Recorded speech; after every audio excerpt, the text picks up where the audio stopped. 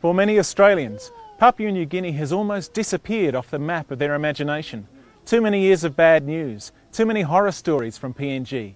We forget that Papua New Guinea is our nearest neighbour, and it's also a vibrant, exciting and incredibly welcoming country.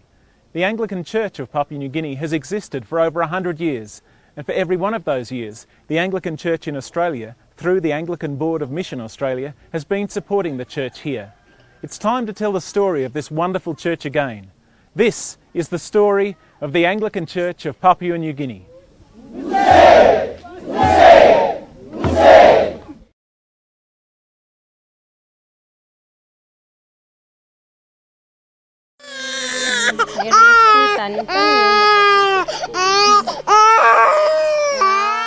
It may not be easy on the ear, but this is the sound of a life being saved. Across PNG, the Anglican Health Service works in communities who have no other access to health care. Their work concentrates on two areas. There's the routine treatments that we carry out, so people who are sick come into our health centres and our aid posts, and they're diagnosed by the health workers there, and the treatment is provided. And then the other part of our work is preventive. These are the antenatal clinics, the family planning, the public health work that we do, such as the water programme, the VBA programme, Village Birth Attendant, Village Health Aid programme, the Village Health Promotion programme. Traditionally, the emphasis in the work has been on the treatment. We're trying to change that emphasis, because obviously the treatment is important, but we think more important is preventing people from getting sick in the first place. The Anglican Health Service comes into its own in rural areas like Samini at this school clinic. Sister Janet is checking for tuberculosis. She also checks for skin diseases and other conditions. While over here, Benjamin is doing eye tests and also inoculating children against tetanus. Sister Janet, could you explain the condition that Robin has? This is what we call ringworm here. It's usually acquired when children are washing in contaminated rivers or streams. They acquire this skin disease. Okay, you can see it. You can tell if it's a ringworm because they have marks around, especially on the faces. Can you see? They're round. That's how we tell whether it's a ringworm infection. This school clinic found at least 8 cases of tuberculosis in this village, among other diseases, but the work reaches beyond diagnosis and treatment. We check for their hearing, whether they hear well. If they have problems hearing, we ask the teachers to put them in front of the class so they can listen well and follow instructions from the teachers. The Anglican Health Services come around and do most of the clinics here. Apart from the school medicals that we even do well baby clinics. We come and check the mothers, the antenatal mothers, and the children as well, babies especially. So I find it very satisfying. I love my job. It's very interesting.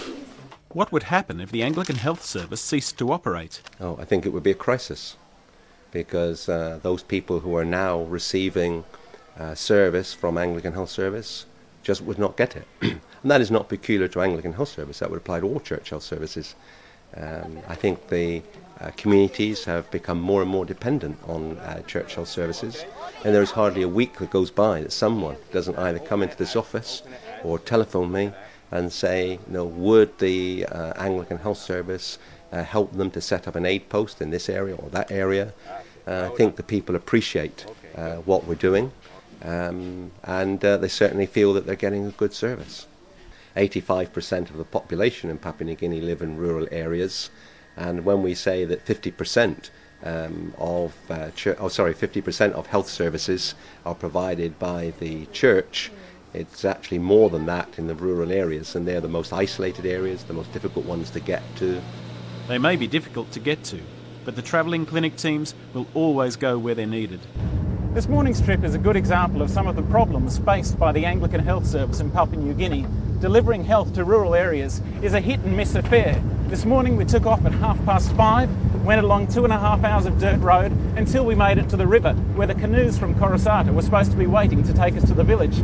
But today there's a funeral in Korosata, so for us, we turn round, we go home, We try again another day. It often takes an emergency to test the effectiveness of a system. While we were filming a mother and child health clinic, we received news that a young woman was in trouble close by. She had given birth that morning but had a retained placenta. We travelled quickly to the village and were led deep into the bush, where the young woman and her baby were lying in a darkened hut. The women who alerted us to the problem were volunteer village birth attendants who had been specially trained under a program coordinated by Jean Rooks, Peter's wife and colleague. As a result of their training, they knew the mother needed more specialist attention, so had decided to walk to the clinic team. We needed to move the patient to the health centre at Guinea as quickly as possible.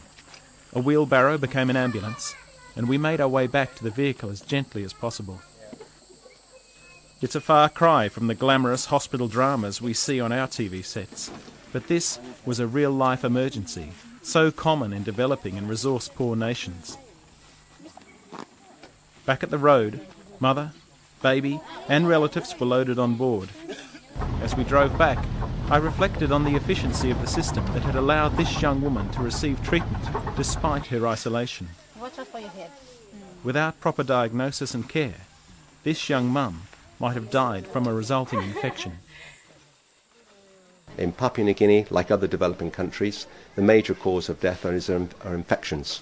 Infections, we know what caused them and we know how we can deal with them. The difficulty is having the resource, having the education and having the staff who are able to take that message. The Anglican Health Service is also involved in training community health workers. Nearly 100% of their graduates find work. This work, and the job of maintaining and improving the system of health centres and outposts, is a costly task in one of the world's poorest countries. ABM's Community Development Program works with AusAid to provide desperately needed funds for AHS projects. It's shocking to think that the people of Australia's nearest neighbour live with these conditions day to day. But it's great to know that we can make a difference. We're very grateful to ABM for the support which they give us, particularly the development team, because we receive money from the government for running the services on a day-to-day basis. That money often falls short of what is required, but it certainly doesn't allow for us to develop the projects that we need to develop, and for that ABM have helped us and supported us very strongly. What are the great satisfactions that keep the Anglican Health Service team motivated? Seeing people receiving a service that they weren't receiving before, I think that has to be top of the list. If I can see people who now sleep under mosquito nets, didn't before, and therefore less likely to get malaria, if I see mothers delivering healthy babies and mothers being healthy themselves following the delivery, responding to the family planning and all those things, if I see that type of response, that is a great source of satisfaction. I think also seeing the staff themselves develop, and over the last 6 years I've observed tremendous changes in our staff.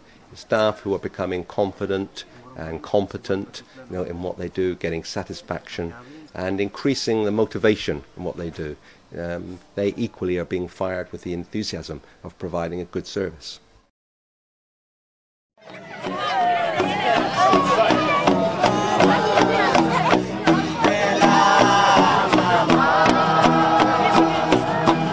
Vamos a ver,